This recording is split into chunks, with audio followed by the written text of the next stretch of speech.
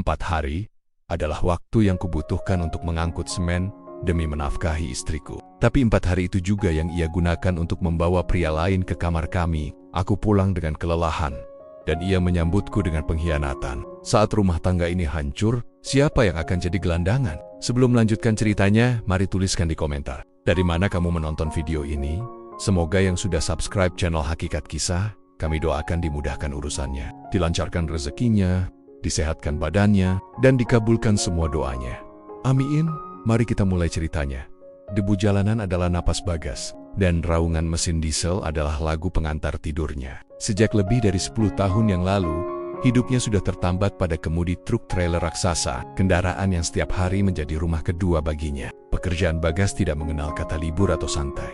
Ia adalah penentu pergerakan ekonomi, pengantar bahan baku kehidupan. Ia membawa bertonton semen, fondasi pembangunan, dari satu provinsi ke provinsi lain yang jaraknya memisahkan siang dan malam di usianya yang menginjak pertengahan 30-an. Tubuh Bagas memang sudah terbiasa dengan guncangan kabin, bau solar, dan tatapan mata yang harus tetap awas menembus kegelapan dini hari. Semua itu ia lakukan hanya untuk satu tujuan, Rini, istrinya. Ia ingin Rini hidup nyaman, tidak perlu merasakan kerasnya debu jalanan atau bau keringat. Semua uang hasil jerih payahnya dari setiap kilometer yang ditempuh, ia kumpulkan untuk rumah kecil mereka dan kebutuhan Rini. Bagas selalu bangga, betapapun lelahnya ia adalah seorang kepala rumah tangga yang bertanggung jawab penuh. Hari itu, suasana di rumah mereka, yang terletak di pinggiran kota, terasa lebih tegang dari biasanya. Sebuah tugas besar baru saja mendarat di tangannya. Tugas ini sangat penting, bukan hanya karena muatannya yang besar 30 ton semen premium tetapi juga karena jarak tempuhnya. 4 hari.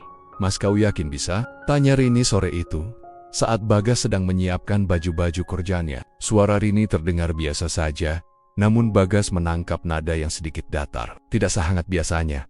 Bagas tersenyum sambil memeluk Rini dari belakang. Tangan kasarnya melingkari pinggang Rini yang ramping. Tentu saja, sayang. Ini kesempatan emas. Bayarannya besar. Bisa untuk modal kita buka warung kecil impianmu itu, katanya, mencoba menyuntikkan semangat. Ia mencium puncak kepala Rini, yang wangi sampo, berbeda jauh dari bau aspal yang sebentar lagi akan menjadi bau tubuhnya. Rini hanya mengangguk, melepaskan pelukan Bagas perlahan dan kembali melipat kaus. Hati-hati di jalan, ya, kabari aku terus.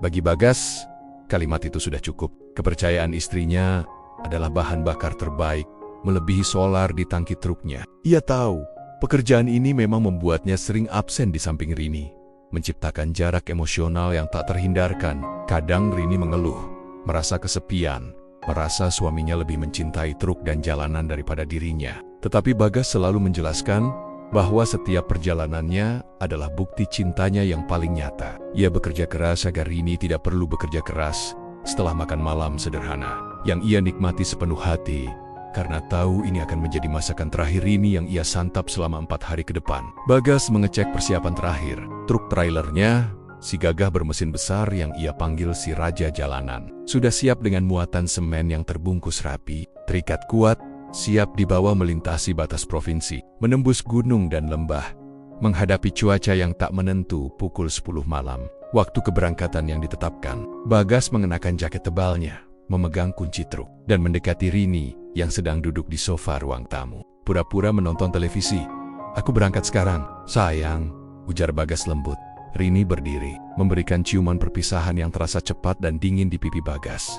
Ya mas, semoga lancar, cepat pulang. Saat Bagas melangkah menuju pintu, ada sesuatu yang mengganjal di hatinya. Rini tidak memeluknya lama, tidak menanyakan rute perjalanannya secara rinci, dan pandangannya tampak kosong, tidak sehangat api unggun yang biasa menyalakan kepergiannya. Tapi Bagas mengesampingkan perasaan itu. Mungkin Rini hanya lelah atau sedih karena akan ditinggal selama 4 hari. Waktu terlama yang pernah ia habiskan di jalanan tanpa pulang ke rumah.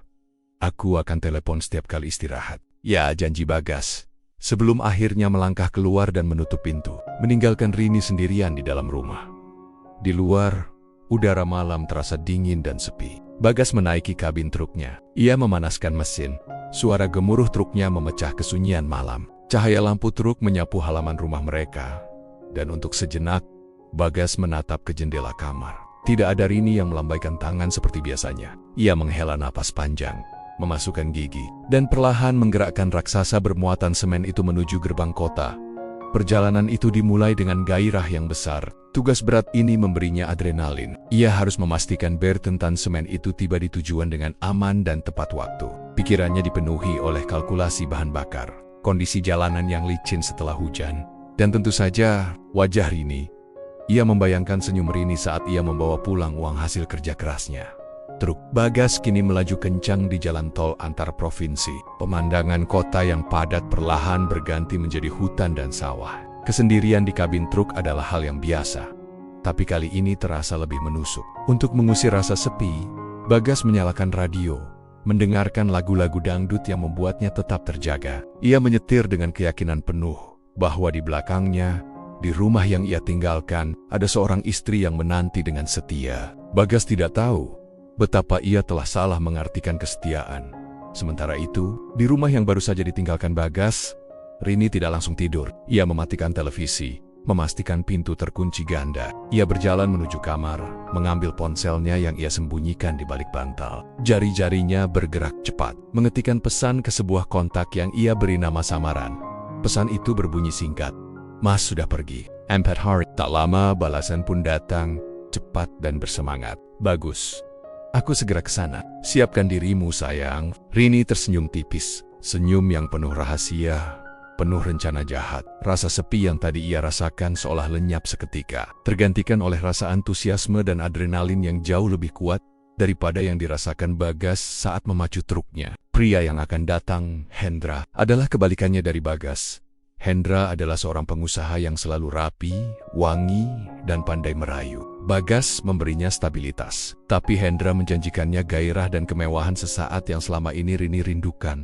Rini tahu ini salah. Ia tahu Bagas bekerja keras sampai berkeringat dan berlumuran debu demi dirinya, demi rumah ini. Tapi godaan itu terlalu kuat. 4 hari adalah waktu yang lama. 4 hari tanpa pengawasan, tanpa kehadiran suaminya.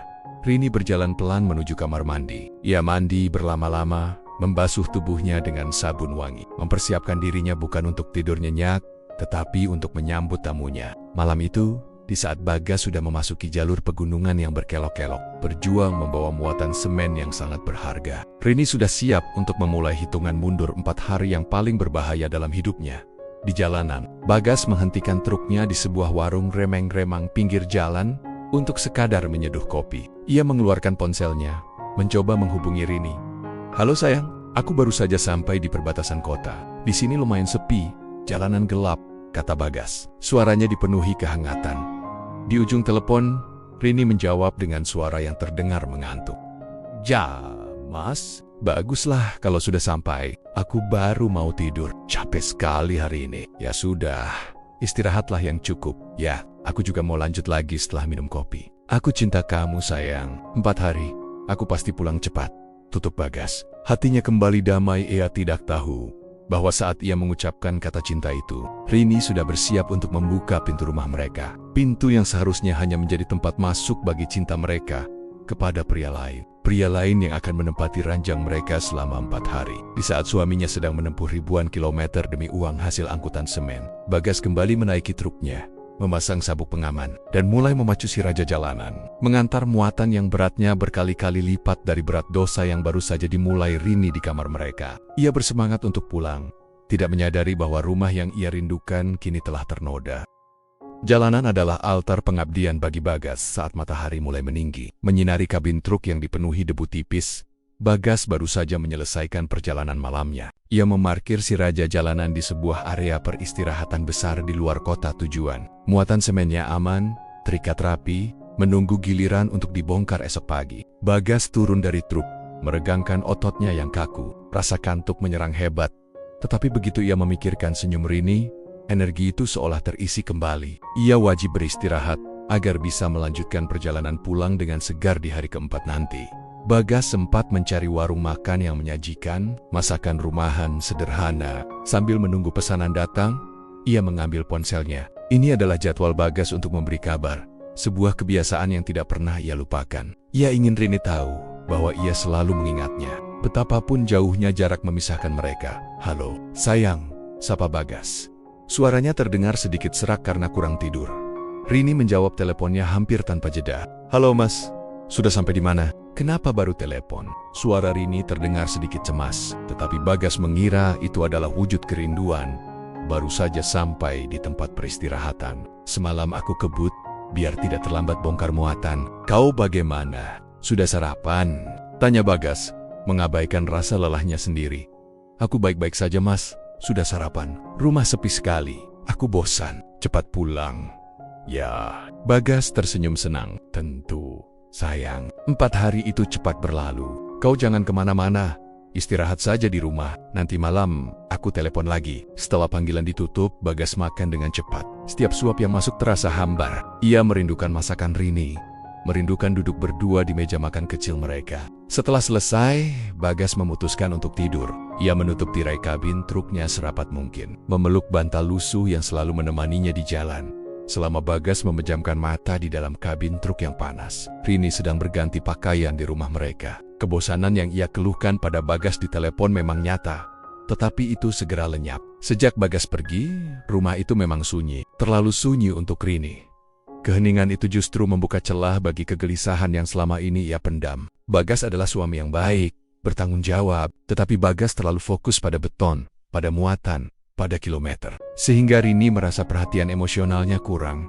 Jalanan telah mengambil sebagian besar waktu Bagas, dan kini Rini merasa berhak mengambil sedikit kebahagiaan untuk dirinya sendiri. Meskipun ia tahu itu adalah kebahagiaan yang rapuh dan berdosa, ponsel Rini bergetar lagi. Nama Hendra muncul di layar. Rini segera membuka pesan itu. Hendra mengirimkan pesan yang berisi janji-janji manis tentang bagaimana ia akan memanjakan Rini, tentang betapa beruntungnya Rini bisa bersamanya, dan bagaimana Bagas tidak pernah bisa memberinya kehidupan seperti yang Hendra tawarkan. Rayuan itu bagaikan madu yang menetes perlahan, merusak hati Rini yang sudah lama merasa kering. Hubungan Rini dan Hendra bukanlah hal baru. Hendra, seorang pria dengan pekerjaan yang tampak mapan, sudah lama mendekati Rini melalui media sosial. Mereka bertemu secara tak sengaja di sebuah acara lingkungan beberapa bulan lalu. Hendra tahu betul cara memuji Rini, cara membuatnya merasa cantik dan diinginkan. Hal-hal yang jarang didapatkan Rini dari Bagas, yang terlalu lelah sepulang menyetir. Awalnya, Rini hanya menganggapnya sebagai teman chat biasa. Tetapi seiring waktu, dan seiring semakin seringnya Bagas pergi membawa muatan, percakapan itu menjadi semakin intim dan berbahaya. Hendra selalu berhasil menanamkan ide bahwa Rini pantas mendapatkan yang lebih baik dari seorang sopir truk yang tubuhnya selalu berbau oli dan debu semen. Setelah beberapa kali janji dibatalkan karena Bagas tiba-tiba pulang, kini kesempatan itu ada. 4 hari penuh. Sebuah jendela waktu yang sangat besar untuk sebuah pengkhianatan pada sahur hari. Rini akhirnya membuat keputusan fatal. Setelah berdebat panjang di dalam hatinya, antara rasa bersalah pada Bagas dan nafsu yang ditawarkan Hendra, Rini mengirim alamat rumah mereka kepada Hendra. Ia mematikan logika, menyingkirkan hati nuraninya. Keinginan untuk merasakan kehidupan lain jauh lebih kuat. Rini memberitahu Hendra untuk datang setelah gelap. Saat para tetangga sudah masuk ke rumah mereka masing-masing, ia membersihkan rumah, bukan untuk kenyamanan Bagas, tetapi untuk menyambut tamunya. Ironisnya, rumah yang dibangun Bagas dengan susah payah, dengan uang hasil angkut semen, kini akan menjadi panggung sandiwara pengkhianatan. Tepat pukul 9 malam, sebuah mobil sedan hitam berhenti beberapa blok dari rumah Rini. Hendra mengirim pesan bahwa ia sudah tiba. Rini mengenakan pakaian terbaiknya, mematut diri di depan cermin, dan jantungnya berdegup kencang. Antara rasa takut dan kegembiraan yang memabukkan, ia berbisik pada dirinya sendiri bahwa ia melakukan ini karena Bagas terlalu sibuk dengan truknya. Rini keluar dari rumah dengan tergesa-gesa. Ia melihat Hendra menunggu di samping mobilnya, tampak tampan dan wangi. Hendra tersenyum penuh kemenangan, seolah ini adalah akhir dari perburuan panjangnya. "Kau sangat cantik, Rini," bisik Hendra saat mereka berpelukan singkat. Bau parfum Hendra yang mahal langsung menyeruak, menggantikan bau khas Bagas yang selalu tercium di karpet dan perabotan rumah. "Ayo masuk, cepat," kata Rini, menarik tangan Hendra. Ia merasa sangat tergesa-gesa, takut jika ada tetangga yang melihat. Saat Hendra melangkahkan kaki ke dalam rumah, keheningan rumah itu seolah pecah. Rini menutup pintu dengan hati-hati. Ia membawa Hendra langsung ke kamar mereka. Kamar itu yang selama ini menjadi saksi bisu kelelahan Bagas dan mimpi-mimpi masa depan mereka, kini akan menjadi saksi bisu pengkhianatan. Rini merasa sedikit gemetar saat kakinya melangkah masuk ke dalam kamar. Hendra memeluknya dari belakang. "Kamar ini milik kita untuk 4 hari ke depan, sayang," bisik Hendra di telinga Rini. Janji-janji itu terasa begitu nyata, begitu menggoda. Rini memejamkan mata, memilih untuk tenggelam dalam ilusi sesaat daripada memikirkan Bagas, yang mungkin sedang berjuang melawan dinginnya malam di kabin truknya. Malam itu, di saat Bagas kembali menelepon Rini dari sebuah warung makan di tengah antrian truk, Rini menjawabnya dengan Hendra yang berada sangat dekat di sebelahnya. "Halo, Mas," ujar Rini. Suaranya sedikit lebih keras dari biasanya, seolah ingin meyakinkan dirinya sendiri bahwa ia baik-baik saja. "Aku sudah selesai makan, besok baru bongkar muatan. Aku rindu kamu sayang. Maaf ya, aku lama di jalan. Semua ini demi kamu," ucap Bagas dengan tulus. Rini menahan napas. Rasa bersalah itu menusuk, tetapi ia harus terus berpura-pura. "Iya Mas, aku tahu, aku juga rindu. Jangan khawatirkan aku di sini. Aku baik-baik saja. Tidur yang nyenyak ya." Bagas menutup teleponnya dengan hati yang damai. Ia percaya sepenuhnya pada kata-kata Rini. Ia kembali ke truknya merasa tenang. Di dalam kabin, ia melihat bantalnya. Membayangkan Rini sedang tidur nyenyak di atas bantal di rumah. Bagas menyelimuti dirinya, mempersiapkan diri untuk beristirahat agar tenaganya pulih. Ia tidak tahu bahwa bantal yang ia bayangkan itu kini menjadi saksi bisu. Dan malam pertama kepergiannya, yang seharusnya sunyi dan damai bagi Rini, justru dipenuhi oleh bisikan dosa dan tawa Hendra. Rumah itu tidak lagi sunyi, melainkan dipenuhi oleh suara-suara yang tidak seharusnya ada. Rini telah menjual 4 hari kebebasannya dengan harga yang sangat mahal, kehancuran kepercayaannya pada suaminya sendiri. Bagas membuka mata. Pagi kedua perjalanannya, kabin truk terasa pengap dan sedikit panas, tetapi semangatnya tidak pernah surut. Begitu selesai mencuci muka dan meneguk kopi pahit, ia langsung bersiap untuk mengurus muatan. Hari ini adalah hari bongkar muat semen, sebuah proses yang memerlukan ketelitian dan kesabaran tinggi. Truknya mengantri panjang, bersama puluhan truk lain di pelabuhan khusus. Proses administrasi memakan waktu berjam-jam, disusul dengan antrian panjang di jembatan timbang. Setiap detik Bagas dihabiskan untuk memastikan dokumen lengkap, muatan aman, dan tidak ada kerusakan pada karung semen yang ia bawa. Ia berdiri di bawah terik matahari, mengawasi kuli angkut, memastikan bahwa setiap karung semen yang berat itu dipindahkan dengan benar. Keringat membasahi kausnya, debu semen yang berterbangan sesekali menempel di kulitnya. Ini adalah perjuangan yang nyata, kerja keras yang membuat punggungnya sakit, namun ia melakukannya tanpa keluhan. Ia adalah pilar keluarga di setiap jeda waktu. Saat truknya bergerak perlahan maju dalam antrian, Bagas selalu menyempatkan diri mengirim pesan singkat kepada Rini. Ia bercerita tentang antrian yang panjang, tentang rumitnya birokrasi, dan tentang betapa ia merindukan Rini. Bagas selalu memastikan bahwa Rini tahu betapa sulitnya ia bekerja, sehingga Rini akan menghargai setiap rupiah yang ia bawa pulang. Sementara Bagas berjuang di tengah debu dan terik matahari di pelabuhan yang jauh, Rini sedang menikmati hari kedua dan ketiga kebebasannya yang haram. Rumah yang Bagas sewa dan bayar, kini sepenuhnya menjadi milik Rini dan Hendra. Pria itu tidak hanya menghabiskan malam, tetapi juga sebagian besar siang hari. Hendra membawa makanan dari restoran mewah. Ia memutar musik keras, dan mereka tertawa lepas, menikmati kenyamanan di atas jerih payah Bagas.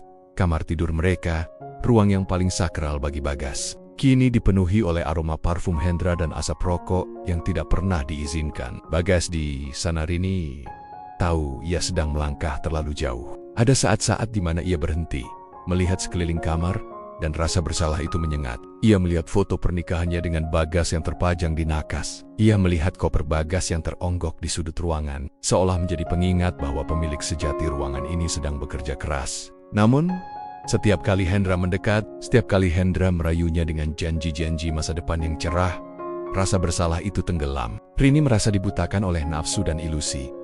Hendra benar-benar tinggal di rumah itu selama Bagas pergi. Ia memperlakukan Rini seolah ia adalah pemilik rumah itu, seolah ia adalah suami Rini.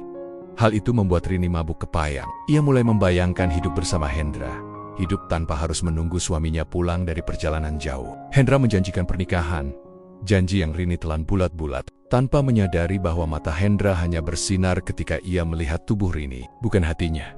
Pada hari ketiga, Bagas mengalami hambatan yang cukup besar. Setelah proses bongkar muat selesai, ia harus segera mengisi muatan baru. Kali ini membawa material lain menuju provinsi asalnya. Namun, saat dalam perjalanan pulang, ia menghadapi badai besar dan banjir di jalan pintas yang ia ambil. Bagas harus memarkir truknya selama hampir 8 jam menunggu air surut. Keterlambatan ini membuatnya frustrasi. Ia ingin segera pulang. Ia merindukan Rini, Saat Bagas sedang berjuang melawan dingin dan cemas di kabin truk yang terjebak banjir, ia menelepon Rini.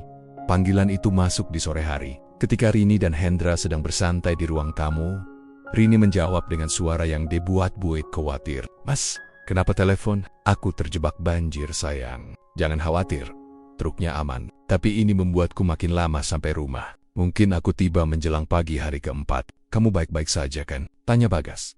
"Iya, Mas. Aku baik-baik saja di rumah. Di sini tidak hujan. Kau hati-hati ya. Jangan paksakan menyetir kalau lelah," jawab Rini. Kalimatnya terdengar lembut, tapi hatinya berdebar kencang. Takut jika Hendra yang duduk di sebelahnya mengeluarkan suara. Ia berharap banjir itu tidak terlalu lama. Ia ingin Bagas cepat pulang agar sandiwara ini segera berakhir. Setelah telepon ditutup, Hendra tertawa kecil. Suami yang baik, sudah seperti robot saja, bekerja tanpa henti. Rini tidak suka mendengar Hendra meremehkan Bagas. "Dia bekerja keras untukku," belanya pelan. "Dia bekerja keras, tapi aku yang memberimu kesenangan. Apa gunanya uang kalau kau kesepian?" balas Hendra sambil merangkul Rini dengan erat. Rini diam, membiarkan argumen Hendra memenangkannya. Di malam hari ketiga, Rini sudah sepenuhnya tenggelam. Ia tidak lagi melihat Bagas sebagai suaminya, melainkan sebagai penghalang kebahagiaannya. Kamar mereka kini benar-benar menjadi 4 dinding penuh dosa. Mereka berdua tidur di sana, makan di sana, dan menghabiskan sisa waktu yang diberikan oleh kepergian Bagas. Rini tidak memikirkan bagaimana Bagas menahan kantuk, meminum kopi instan, dan tidur beralaskan bantal lusuh di truk. Ia hanya fokus pada kemewahan sesaat dan janji palsu yang ditawarkan Hendra. Menjelang pagi hari keempat, air banjir surut. Bagas memacu truknya dengan kecepatan penuh. Wajahnya kelelahan, matanya merah, tetapi ia hanya punya satu tujuan: rumah. Ia sudah merencanakan untuk tiba sebelum Rini bangun, memberinya kejutan, dan beristirahat sepuasnya di sampingnya. Bagas sudah tidak sabar untuk pulang dan memeluk Rini, wanita yang ia yakini menunggunya dengan setia di rumah mereka. Fajar hari keempat menyingsing, membawa Bagas semakin dekat ke rumah. Ia telah menyetir tanpa henti sejak banjir surut, memaksakan diri melawan kelelahan yang luar biasa. Ia berhenti sebentar di pasar tradisional terakhir sebelum masuk ke lingkungan rumahnya. Bagas membeli bunga mawar sederhana dan sedikit kue kesukaan Rini. Ia ingin kejutan kecil ini menjadi ucapan terima kasih karena Rini telah bersabar menantinya selama 4 hari. Saat Bagas memarkir si raja jalanan di depan rumah, jarum jam menunjukkan pukul 6 pagi. Keadaan masih sepi. Bagas turun dari truknya. Ia merapikan rambutnya yang berminyak dan menapok-nepok pakaiannya yang dipenuhi debu. Koper kecil berisi baju kotornya ia jinjing bersama dengan bungkusan hadiah kecil itu. Namun sebelum Bagas membuka pintu, ia merasakan keanehan. Pertama, di teras rumahnya, Bagas melihat ada jejak sepatu pantofel yang bersih. Yang jelas bukan miliknya. Bagas selalu menggunakan sepatu bot kerjanya yang penuh lumpur, dan ia selalu meninggalkannya di luar. Jejak ini terlalu rapi. Kedua, Bagas mencium bau parfum yang asing, bukan parfum Rini, dan bukan pula bau asap rokok yang biasa ia hirup dari truk. Ini adalah bau parfum pria, mahal dan menusuk hidung, yang samar-samar tercium dari celah pintu. Jantung Bagas mulai berdetak tidak normal. Ia mencoba menenangkan dirinya. Mungkin Rini kedatangan teman lama, mungkin tetangga, atau mungkin ia terlalu lelah sehingga penciumannya kacau. Bagas memasukkan kunci, memutar perlahan, dan mendorong pintu. Ia sengaja tidak menimbulkan suara, berharap bisa memberi kejutan di ruang tamu. Semua tampak rapi, terlalu rapi. Bantal-bantal di sofa tersusun sempurna. Tidak ada jejak Rini yang biasa meninggalkan majalah atau ponselnya di meja. Bagas berjalan perlahan menuju kamar tidur mereka.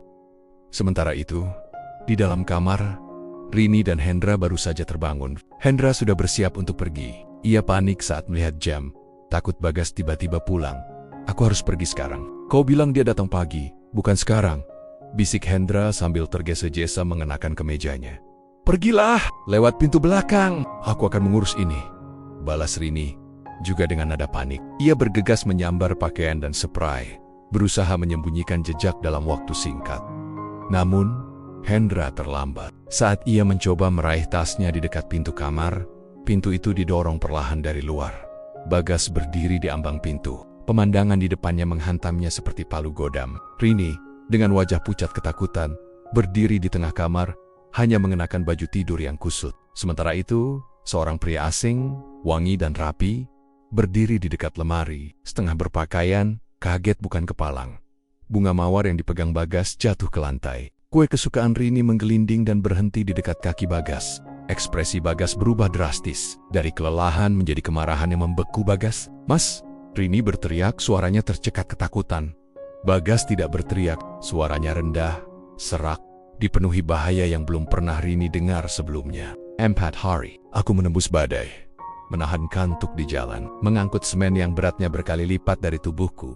Semua demi rumah ini. Dan kau membawa ini ke dalam kamar kita? Hendra, yang lebih cepat sadar, segera mengambil tasnya dan berusaha menyelinap keluar. "Jangan bergerak," bentak Bagas, suaranya meledak. Ia melempar koper berisi baju kotornya ke dinding, menimbulkan suara keras yang menggema di seluruh rumah. "Kau keluar dari rumahku sekarang juga!" Hendra tidak berani melawan Bagas yang matanya merah dan penuh amarah. Ia segera berlari keluar, bahkan tidak sempat melihat ke belakang. Rini mencoba menahan Hendra, tetapi Bagas menarik tangan Rini dengan kasar. "Jangan sentuh dia! Jangan pernah sentuh siapapun lagi di rumah ini!" Bagas menunjuk ke arah Hendra yang kini berlari menuju mobil sedan hitamnya. Tidak peduli pada Rini yang ditinggalkannya. Rini menangis histeris. Ia berusaha memeluk Bagas, tetapi Bagas mendorongnya menjauh. "Jangan sentuh aku! Bau laki-laki itu masih menempel di sini, di kamarku, di tempat tidurku." Bagas melangkah masuk ke kamar, mengabaikan Rini yang menangis di lantai. Ia melihat spray yang kusut. Ia melihat gelas kopi asing di nakas. Ia mencium sisa-sisa aroma parfum Hendra. Rasa sakit yang Bagas rasakan jauh lebih berat daripada semua muatan semen yang pernah ia angkut seumur hidupnya. 4 hari perjuangan, 4 hari penantian, semuanya hancur dalam 1 detik. "Siapa dia?" raung Bagas. Ia menatap Rini dengan tatapan kosong, seolah Rini adalah orang asing. Rini hanya bisa menangis dan meminta maaf, mencoba menyalahkan kesepian dan kepergian Bagas yang terlalu lama.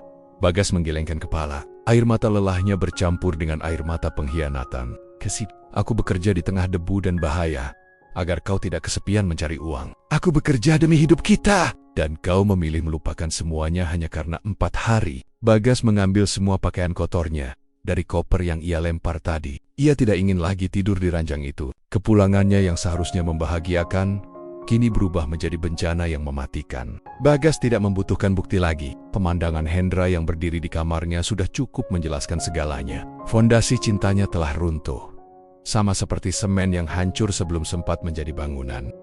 Setelah Hendra lari tunggang-langgang meninggalkan rumah itu, Bagas berdiri mematung di tengah kamar. Kemarahan hebat yang tadi membakar kini berganti menjadi rasa nyeri yang luar biasa, dingin menusuk sampai ke tulang. Rini masih terduduk di lantai, menangis tanpa henti. Air matanya membasahi karpet yang baru saja Bagas bersihkan sebelum berangkat 4 hari lalu. Bagas mengabaikan tangisan Rini.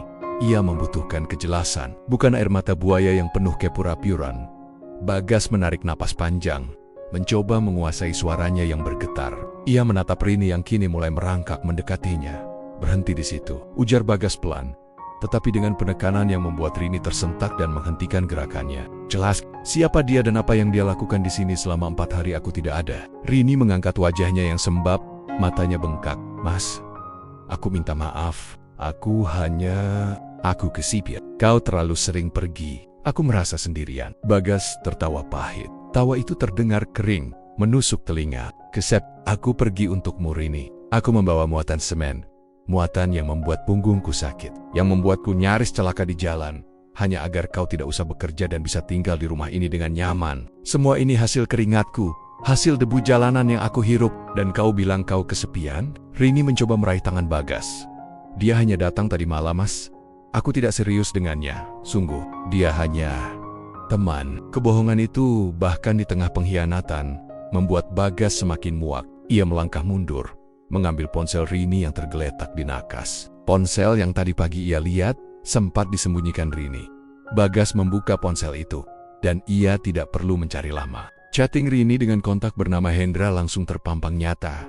Bagas membaca cepat pesan-pesan itu. Rini mengirimkan pesan pada malam keberangkatannya, dan Hendra membalas dengan janji-janji yang mesra. Ada pula pesan yang menunjukkan Hendra mengirimkan foto makanan yang mereka santap bersama, lengkap dengan caption yang menyebut mereka sedang menikmati suasana rumah baru. Itu bukan hanya 1 malam, itu adalah 4 hari penuh. Saat Bagas membaca pesan itu, wajahnya benar-benar kehilangan warna. Ia merasa seolah semua tenaganya, semua lelahnya, semua cintanya telah dirampas, digantikan oleh kepedihan yang tak terperi. "Kau bilang hanya tadi malam?" Bagas menunjuk layar ponsel Rini. Ini malam pertama aku pergi. Kau mengajaknya datang. Malam kedua, malam ketiga. Kalian berdua tidur di ranjang ini selama 4 hari. Kau bohong padaku saat aku menelepon. Kau tertawa dengannya di rumah ini saat aku melawan dingin dan banjir di luar sana. Apa yang kau mau dariku, Rini? Kenapa kau merusak semua yang kita bangun? Rini tidak mampu lagi menyangkal. Ia hanya bisa menangis, mengakui semua perbuatannya. Aku minta maaf, Mas. Dia bilang dia akan memberiku kehidupan yang lebih baik. Dia bilang dia kaya, dia bisa memberiku rumah yang lebih bagus. Tidak seperti rumah ini yang selalu kosong. Pengakuan Rini bukan hanya melukai Bagas, tetapi juga menghina harga dirinya. Bagas bekerja keras, menjadi tulang punggung. Namun ia dibandingkan dengan pria yang hanya menawarkan kemewahan palsu dan kenikmatan sesaat. Bagas melampar ponsel Rini ke kasur. Ia menatap ke langit-langit kamar, seolah meminta kekuatan. Ia melihat ke sudut kamar, tempat koper Rini masih tersimpan rapi. Ia ingat, ia pernah membayangkan masa depan mereka di rumah ini. Anak-anak yang berlarian di ruang tamu ini, aku tidak bisa memaafkanmu. Rini, ujar Bagas. Suaranya kini datar, dingin, seolah semua emosinya sudah mati. Aku bisa memaafkan kesalahanku. Aku bisa memaafkan lelahku. Tapi aku tidak bisa memaafkan pengkhianatan yang kau lakukan di rumahku. Di ranjang yang aku beli dengan uang angkut semen. Rini merangkak ke kaki Bagas, memeluk lutut suaminya. Tolong, Mas, jangan ceraikan aku. Aku berjanji tidak akan mengulanginya. Aku cinta kamu, Mas. Bagas menatap ke bawah, ke arah istrinya yang kini memohon. Ia hanya melihat wanita asing. Wanita yang rela menukar kesetiaan dengan janji palsu 4 hari. Keputusannya sudah bulat. Tidak ada lagi cinta yang tersisa. Bagas melepaskan pegangan Rini dari kakinya dengan paksa. Seolah sentuhan Rini kini terasa menjijikan. Ia mundur beberapa langkah, menatap seluruh ruangan kamar itu. Melihatnya bukan lagi sebagai tempat cinta, tetapi sebagai kuburan kesetiaan. Rasa sakit yang ia rasakan mengalahkan semua rasa lelah selama berbulan-bulan di jalanan. Pergi, keluar dari rumah ini, kata Bagas. Suaranya mantap, tidak ada lagi keraguan Rini Turkit. Mas, jangan bercanda. Aku istrimu. Bukan, kau bukan lagi istriku. Bagas memotong cepat. Rumah ini adalah milikku. Aku membelinya sebelum kita menikah. Aku melunasinya dengan uang hasil angkut semen. Setiap dinding, setiap ubin, setiap perabotan di sini adalah jerih payahku. Aku sudah menceraikanmu, Rini. Sejak kau membawa laki-laki itu ke sini, kita sudah selesai. Aku tidak akan membiarkanmu tinggal di bawah atap yang kau nodai. Rini panik. Ia tahu Bagas bukan tipe pria yang main-main dengan ucapannya. Bagas selalu memegang teguh kata-katanya, baik dalam bekerja maupun dalam hidup. Ia berteriak, memohon dan mencoba berargumen bahwa ia tidak punya tempat tujuan. Hendra, pria itu yang akan menampungmu, seru Bagas. Kau memilihnya, kau ikuti dia. Pergilah ke sana, minta janji palsunya ditepati. Ambil barang-barangmu sekarang, atau aku yang akan membuangnya ke jalanan. Bagas berjalan ke lemari, menarik koper ini yang sudah penuh. Ia membuka koper itu, memastikan tidak ada barang Bagas di dalamnya, dan meletakkannya di dekat pintu kamar. Keputusannya dingin dan tidak bisa diganggu-gugat. Ia tidak akan membiarkan dirinya terus-menerus disakiti oleh wanita yang ia cintai dengan setulus hati. Aku beri kau waktu 1 jam. Setelah itu, aku akan mengunci pintu dan kau tidak akan pernah bisa masuk lagi, tegas Bagas sambil berjalan ke ruang tamu, meninggalkan Rini sendirian di kamar yang kini menjadi tempat pahit bagi Rini. Rini menyadari bahwa Bagas serius. Ia melihat Bagas mengambil kunci serep, dan ia tahu semua sudah berakhir. Ia cepat-cepat mengemas sisa barangnya, pikirannya berkecamuk. Ia mencoba menelepon Hendra, berharap pria itu akan datang dan menjemputnya sesuai janji-janji manisnya. Namun, Hendra tidak menjawab. Panggilan Rini hanya masuk ke kotak suara. Setelah 1 jam berlalu, Rini keluar dari rumah dengan 2 buah koper dan tas jinjingnya. Wajahnya sembab, matanya penuh penyesalan. Ia melihat Bagas berdiri di ambang pintu, bersandar di kusen, tangannya memegang kunci rumah. Bagas tidak menatap Rini, ia menatap ke jalanan. Selamat tinggal, Rini. Semoga kau menemukan apa yang kau cari, kata Bagas, tanpa menoleh. Suaranya terdengar seperti angin sepi yang melintas. Rini tidak berani mengucapkan sepatah kata pun. Ia hanya bisa menatap punggung tegap Bagas untuk terakhir kalinya. Punggung yang selama ini menjadi tempatnya bersandar, punggung yang kini membuangnya. Ia berjalan menjauh, menyeret koper-koper itu, meninggalkan rumah yang dibangun dengan jerih payah suaminya. Saat Rini sudah menghilang dari pandangan, Bagas masuk ke dalam rumah. Ia mengunci pintu ganda. Kunci serep itu ia buang ke tempat sampah. Ia berjalan kembali ke kamar, mencopot spray dan sarung bantal, mengumpulkannya, dan membawanya keluar. Ia membakar semua barang itu di halaman belakang, membiarkan api memakan sisa-sisa dosa yang pernah terjadi di ranjangnya. Setelah api padam, Bagas kembali ke kamar. Ia melihat ranjang yang kosong. Ia melihat ruangan yang sudah bersih dari jejak Rini. Ia duduk di lantai, bersandar di dinding. Kini ia benar-benar sendirian. Tidak ada lagi Rini yang menunggunya. Hanya ada kelelahan fisik dan kehancuran hati yang harus ia hadapi. Semen yang ia angkut telah memberinya kekuatan untuk melepaskan, untuk membangun kembali hidupnya yang runtuh. Bagas tahu, mulai hari ini ia hanya akan hidup untuk dirinya dan truknya. Ia akan menjadi sopir trailer yang membawa muatan, dan hatinya akan sekokoh semen yang ia angkut. Rini berjalan tanpa arah, menyeret koper-koper berat di sepanjang trotoar. Setelah Bagas mengusirnya, ia hanya memiliki satu tujuan dan satu harapan. Hendra. Ia yakin, Hendra yang menjanjikannya kehidupan yang lebih baik. Hendra yang menemaninya selama 4 hari itu, pasti akan menepati janjinya. Ia menganggap perpisahan dengan Bagas sebagai langkah pertama menuju hidup baru yang dijanjikan. Hendra Rini mencoba menghubungi Hendra berkali-kali. Awalnya, panggilannya tidak dijawab. Setelah berjalan cukup jauh dan menemukan bangku kosong di halte bus, Rini mengirimkan pesan yang panjang, menjelaskan bahwa ia sudah diceraikan Bagas, sudah diusir dari rumah, dan kini membutuhkan bantuan Hendra. Balasan Hendra datang beberapa saat kemudian, tetapi isinya jauh dari yang Rini harapkan. Balasan itu singkat, dingin dan menusuk. Maaf Rini, aku tidak bisa membantumu. Aku sudah punya istri, dan apa yang terjadi kemarin itu hanya kesenangan sesaat. Kau terlalu berharap. Aku tidak pernah bilang akan menikahimu. Dunia Rini seolah runtuh, lebih cepat dan lebih hebat daripada runtuhnya bangunan yang tidak memiliki fondasi semen yang kuat. Rini membaca ulang pesan itu. Tidak percaya. Pria yang selama 4 hari memberinya janji dan ilusi kemewahan, kini meninggalkannya begitu saja. Menganggap hubungan mereka hanya kesenangan sesaat. Ia tidak hanya kehilangan suaminya, tetapi juga kehilangan janji yang menjadi alasan ia mengkhianati suaminya. Rini kembali mencoba menelepon Hendra, tetapi kini nomornya sudah diblokir. Tidak ada cara untuk menghubunginya. Pria itu menghilang secepat ia muncul, meninggalkan Rini sendirian di persimpangan jalan, tanpa rumah, tanpa suami, dan tanpa harapan. Air mata Rini kembali mengalir. Tetapi kali ini bukan air mata penyesalan pada Bagas, melainkan air mata kebodohan dan kemarahan pada dirinya sendiri.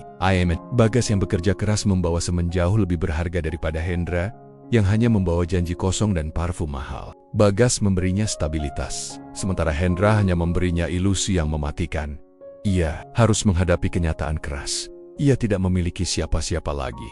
Selama ini, hidupnya bergantung pada uang yang dikirim Bagas kini. Ia hanya memiliki sedikit uang tunai di dompetnya, dan beberapa pakaian di dalam koper. Rini mencari penginapan murah. Ia menghabiskan malam itu dengan merenungi nasibnya. Ia mencoba mencari pekerjaan di hari-hari berikutnya, tetapi dengan latar belakang pendidikan yang terbatas dan tanpa pengalaman kerja, ia gagal total.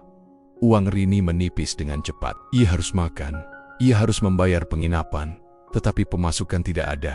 Setelah 2 minggu berjuang, ia tidak mampu lagi membayar biaya kamar. Ia diusir dari penginapan murah itu, dan harus membawa kopernya kembali ke jalan. Rini mulai tidur di bangku-bangku taman. Ia makan dari sisa-sisa makanan yang ia temukan, atau dari belas kasihan orang lain. Tubuhnya yang tadinya terawat dan dimanjakan oleh Bagas kini terlihat kuyu. Rambutnya kusam, pakaiannya lusuh. Ia berubah menjadi sosok yang Bagas pasti tidak akan kenali. Bagas menjalani hari-harinya dengan hati yang mati rasa. Setelah mengusir Rini, ia menghabiskan waktu berhari-hari membersihkan rumah, mengecat kembali dinding kamar tidur, mengganti perabotan kecil yang disentuh Hendra. Ia bekerja keras untuk menghilangkan jejak Rini dan Hendra. Ia fokus pada truknya, menerima lebih banyak muatan, menempuh jarak yang lebih jauh, seolah ingin tenggelam dalam kelelahan fisik untuk melupakan kehancuran hatinya. Beberapa bulan berlalu, Bagas sudah menjadi pribadi yang lebih dingin, lebih pendiam, tetapi lebih kuat. Ia tidak lagi menelepon atau mengirim pesan pada siapapun saat ia di jalan. Ia hanya fokus pada semen, pada mesin, dan pada kilometer yang ia tempuh. Ia telah belajar bahwa kesetiaan adalah muatan paling berharga, dan ia tidak akan lagi mempercayakan muatan itu pada siapapun. Musim telah berganti. Sudah hampir 1 tahun sejak Bagas menceraikan Rini. Bagas kini menjadi sopir freelance yang paling andal. Dikenal karena selalu tepat waktu dan aman membawa muatannya. Ia sedang dalam perjalanan pulang, membawa muatan besi baja, menempuh jalan yang sama yang biasa ia lalui saat ia masih bersama Rini, saat truknya berhenti di lampu merah kota. Pandangan Bagas tertuju pada sosok yang duduk meringkuk di sudut ruko tua. Sosok itu tampak kotor, kurus, dan mengenakan pakaian compang-camping yang sudah tidak layak pakai. Di sampingnya, tergeletak tas lusuh, bukan lagi koper mewah yang ia bawa saat meninggalkan rumah. Pandangan Bagas terpaku. Meskipun sosok itu sangat berbeda, Bagas mengenalinya. Itu adalah Rini. Wajah Rini yang tadinya cantik, kini dipenuhi debu dan bekas air mata kering. Ia tampak mengemis pada seorang pejalan kaki. Pemandangan itu menusuk hati Bagas, tetapi tidak sampai membuatnya menghentikan truk. Lampu hijau menyala. Mesin truk Bagas menderu, dan Bagas perlahan menggerakkan raksasa besinya itu. Ia menatap Rini dari balik kaca truknya. Rini mendongak, matanya bertemu dengan mata Bagas. Ada jeda sesaat, jeda yang diisi oleh penyesalan yang tak terucapkan. Rini tersentak. Ia mengenali truk itu. Ia mengenali wajah lelah di balik kemudi itu. Ia melihat Bagas, suaminya yang telah ia hancurkan, kini tampak kuat, mandiri, dan bebas. Rini merasa malu yang tak terhingga. Ia tidak berani melambaikan tangan. Ia tidak berani memohon. Ia hanya menunduk, kembali meringkuk, membiarkan debu jalanan menutupi wajahnya. Ia menyadari jurang yang memisahkan mereka kini terlalu dalam untuk diseberangi. Bagas melanjutkan perjalanan. Ia merasa iba, rasa kemanusiaan itu ada, tetapi tidak ada sedikit pun niat untuk kembali atau membantu. Bagas tahu, Rini mendapatkan akibat dari pilihan yang ia buat sendiri. Ia memilih ilusi dan mengkhianati fondasi. Sambil memegang kemudi Bagas merenang. Selama ini, ia pikir semen adalah pekerjaannya, tetapi ternyata semen adalah pengingat akan keteguhan. Ia mengangkut semen untuk membangun, dan kini, ia harus membangun kembali dirinya sendiri. Bagas kini sepenuhnya menyadari, uang yang ia dapat dari mengangkut semen telah memberinya kekuatan ganda, kekuatan untuk menafkahi, dan kekuatan untuk melepaskan ikatan yang tidak sehat. Bagas memacu truknya, meninggalkan Rini dan penyesalannya di belakang. Roda truk itu terus berputar, membawa Bagas menuju masa depan yang baru, masa depan yang tidak lagi ia bagi dengan siapapun. Ia mengemudi ke arah matahari terbit, seorang diri, tetapi dengan hati yang kini sekeras beton yang terbuat dari semen yang ia angkut. Ia telah belajar bahwa yang paling penting bukanlah seberapa jauh ia pergi membawa muatan, tetapi seberapa teguh ia berdiri saat kembali pulang. Dan kini, ia berdiri teguh, bebas dari beban pengkhianatan. Rini ditinggalkan di jalanan, menjadi gelandangan, terhenti dalam penyesalan abadi, sebuah kontras pahit dari kehidupan nyaman yang ia sia-siakan.